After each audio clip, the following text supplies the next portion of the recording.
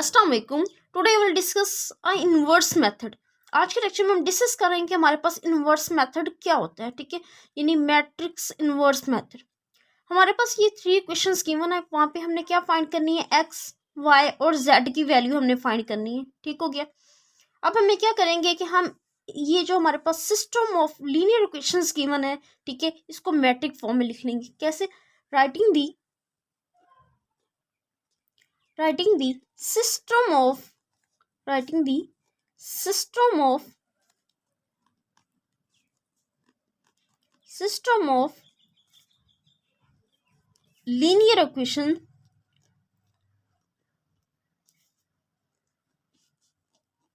into matrix form।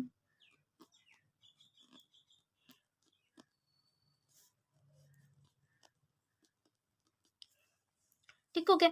हमने इस question को क्या करना है, इन मैट्रिक्स फॉर्म में लिखना है। तो हम किस तरीके से लिखेंगे, यहाँ पे आपको जो कोफिशिएंट नजर आ रहे हैं एक्स वाई जेड के साथ, फर्स्ट रो में देखिए, ये वाली फर्स्ट लीनियर इक्वेशन में देखिए, इसके साथ क्या है, 1 1 1। ठीक है, हम इसको लिख देंगे 1 1 1। एक्स के साथ कोफिशिएंट क्या है, 1 है, वाई के साथ -1 है। ठीक है, और जेड के साथ हमारे पास क्या है, 2 है। तो आपने इसको इस तरीके से लिख देना। ठीक हो गया। नेक्स्ट 3 5 -7 3 5 -7। ठीक हो गया। यहाँ पे आपने क्या लिख देना है, एक्स वाई जेड ठीक हो गया। और इधर हमारे पास क्या आ जाएगा, 8 6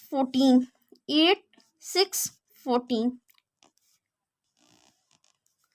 अभी हमारे पास जो ये मैट्रिक्स आया है, इसको लेट कर लेते हैं। ये मेरे पास ए है। ये जो एक्स वाई जेड की वैल्यू फाइंड करनी है, मेरे पास कैपिटल एक्स के इक्वल है, और ये मेरे पास किसके इक्वल है, बी के इक्वल है। ठीक हो गया।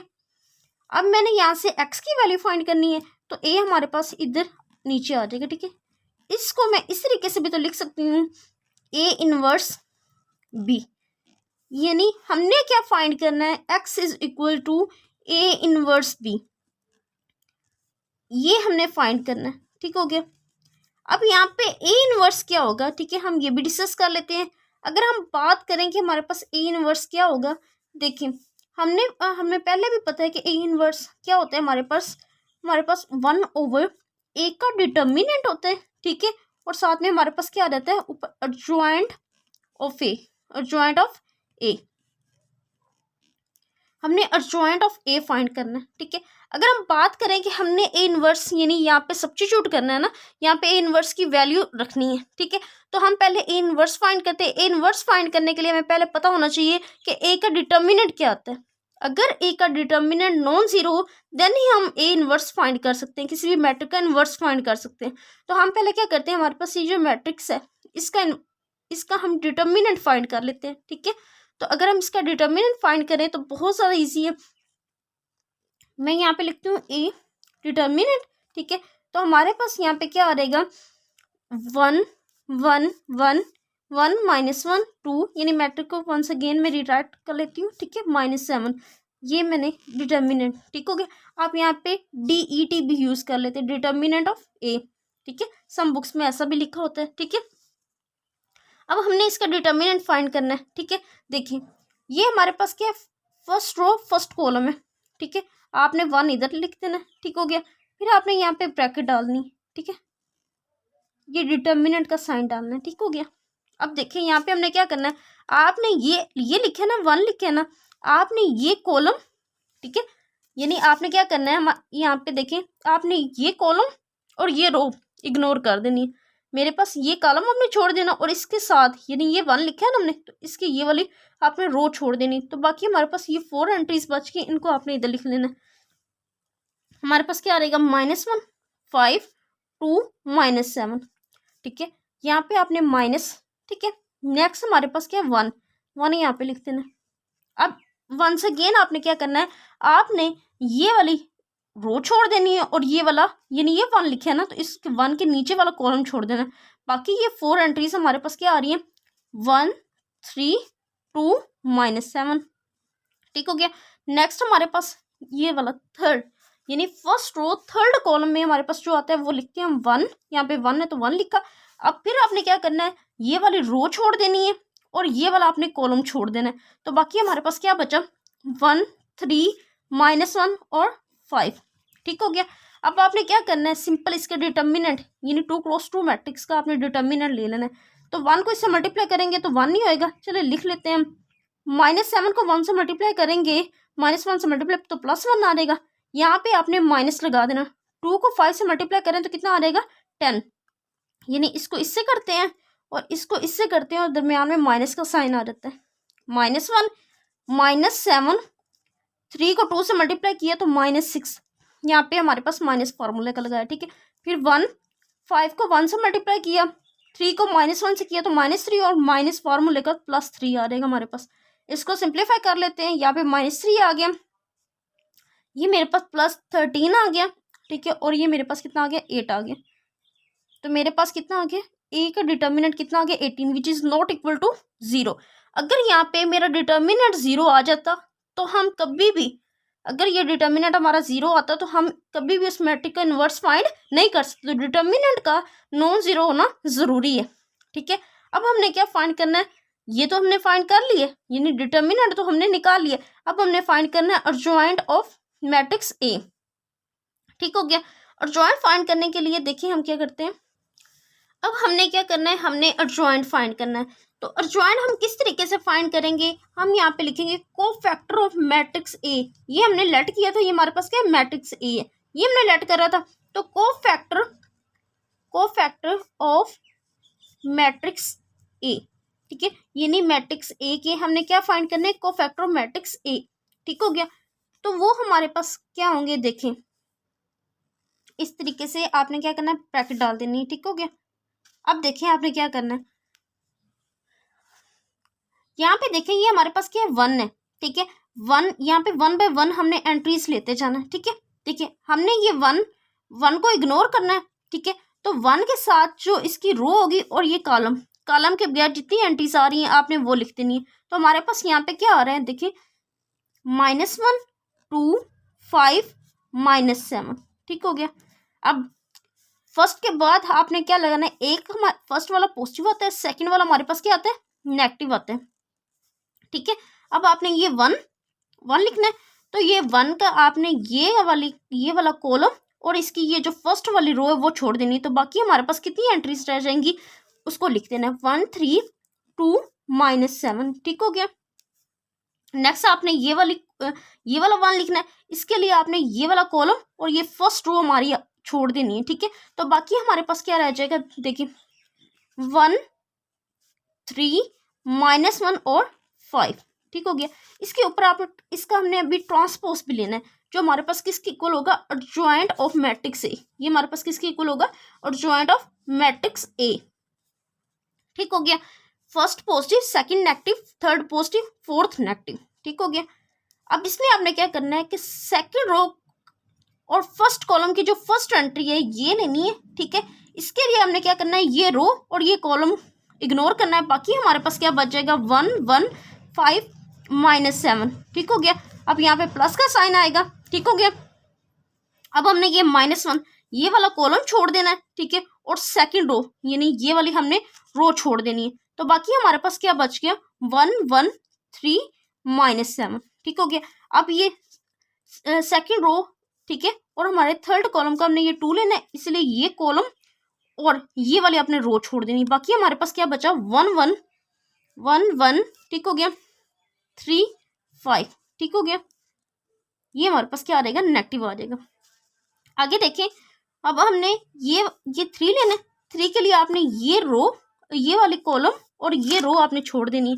ठीक है, तो हमारे पास क्या बचा 1 1। ठीक हो गया।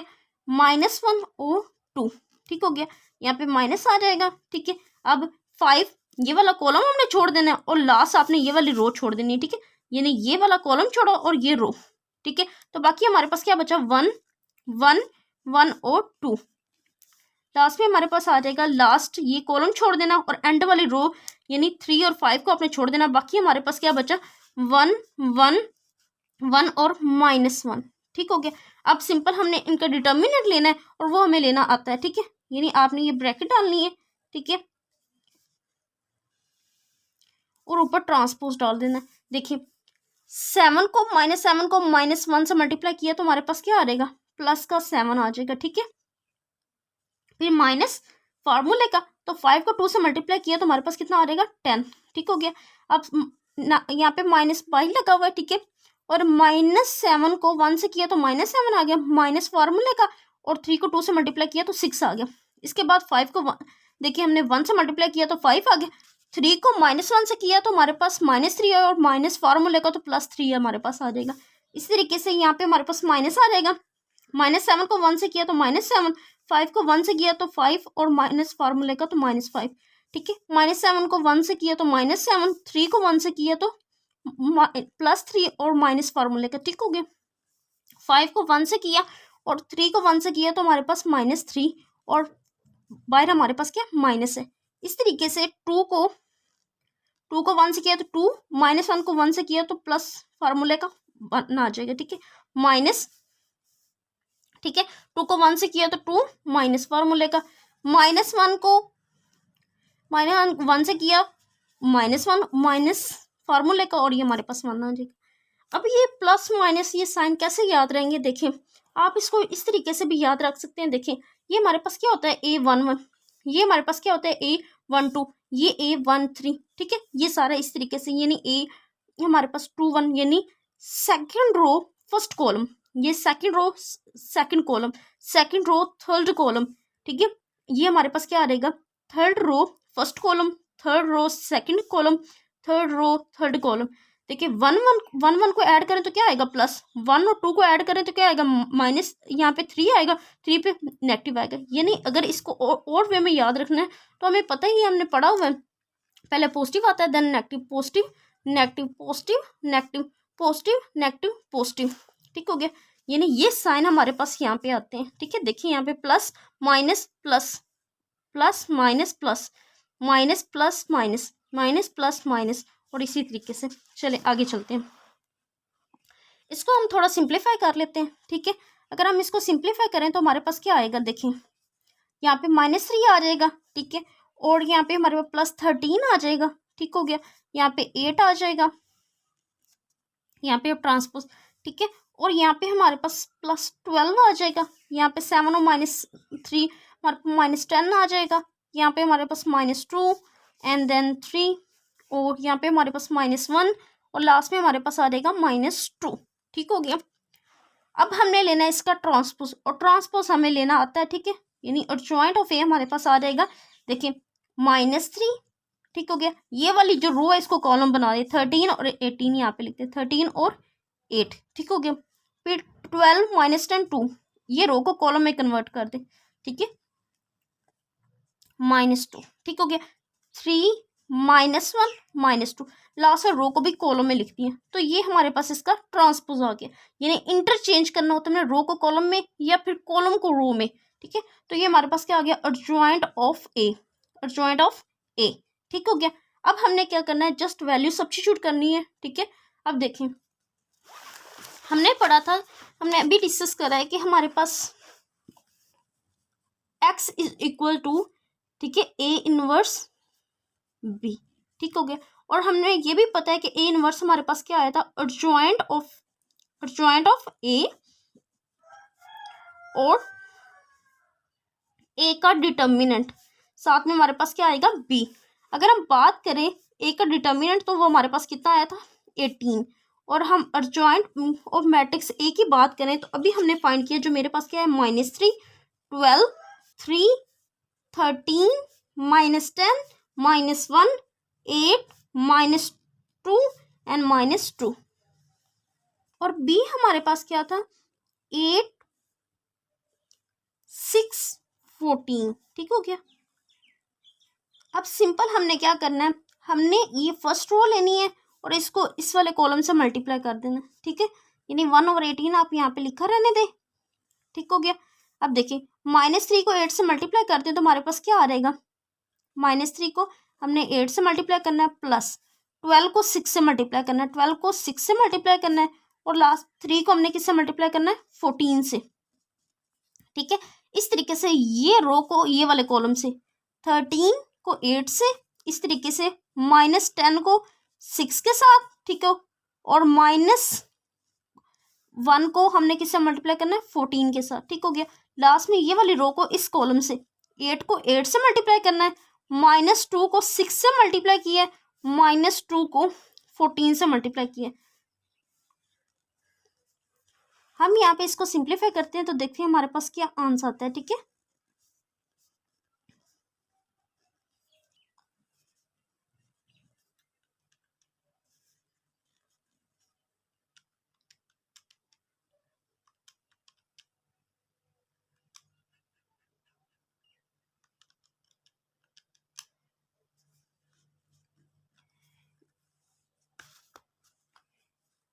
मैंने यहाँ पे कैलकुलेटर यूज करा है, ठीक है, तो हमारे पास ये आ गया, ठीक है। अब आपने क्या करना है, इसको 18 पे डिवाइड कर दें, ठीक है। अगर 19 को 18 पे डिवाइड कर दें, ठीक है, इसी तरीके से 13 को भी 18 पे डिवाइड कर दें, और लास्ट में 24 को भी 18 पे डिवाइड कर दें, ठीक हो गया। यहाँ पे हमारे पास देखिए x की वैल्यू 5 आ गई है, y की वैल्यू हमारे पास 5/3 आ गई है, और z की वैल्यू हमारे पास कितनी आ गई है, 4/3 आ गई है, ठीक है। तो यही हमने x y z की वैल्यू फाइंड करनी थी। आई होप सो आप लोगों ने आज का लेक्चर बहुत अच्छे से अंडरस्टैंड किया होगा। अगर आप लोगों को फिर भी कोई डाउट हो तो हम मुझसे कमेंट सेक्शन में पूछ सकते हैं। आज के लिए इतना ही, अल्लाह हाफिज़।